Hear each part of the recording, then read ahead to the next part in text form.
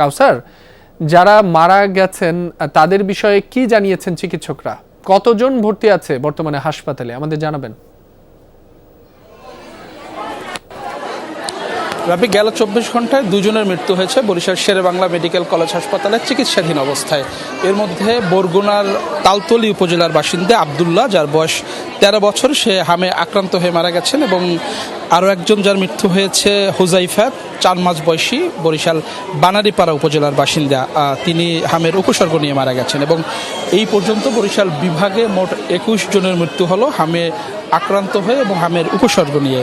এবং গেল 24 ঘন্টায় অর্থাৎ গতকাল সকাল 8টা থেকে আজ সকাল 8টা পর্যন্ত বরিশাল শেরেবাংলা মেডিকেল কলেজ হাসপাতালেই হামের উপসর্গ নিয়ে ভর্তি হয়েছে 55 জন রোগী। এবং এই মুহূর্তে বরিশাল শেরেবাংলা মেডিকেল কলেজ হাসপাতালের 4টি আইসোলেশন কক্ষে 163 জন শিশুকে চিকিৎসা দেওয়া হচ্ছে। এবং একেবারেই হিমশিম অবস্থা, কারণ যে 4টি কক্ষে চিকিৎসা দেওয়া হচ্ছে সেখানে বেডের তুলনায় রোগীর সংখ্যাই বেশি। প্রতিটি বেডে 3 জন করে শিশুকে অবস্থান দেওয়ার জায়গায় আছে, কিন্তু এত পরিমাণ রোগী এখানে ভর্তি হচ্ছে যে বাকি শিশুদের মেঝেতেই দেওয়া হচ্ছে। এবং চিকিৎসকরা বলছেন যেসব রোগী মারা যাচ্ছে তারা কিন্তু বাড়িতেই গুরুতর আক্রান্ত হচ্ছেন, বা কেউ হামের পরে নিউমোনিয়া আক্রান্ত হচ্ছেন, এরপরেই কিন্তু তাদের এই মৃত্যু হচ্ছে। এবং যারা মারা যাচ্ছেন তাদের বেশিরভাগই কিন্তু শ্বাসকষ্ট ছিল এবং শ্বাসকষ্টে আক্রান্ত হয়ে মারা যাচ্ছেন। এবং চিকিৎসকরা বলছেন তারা তাদের সাধ্যমতো চেষ্টা করছেন, অভিভাবকদের সচেতন হওয়ার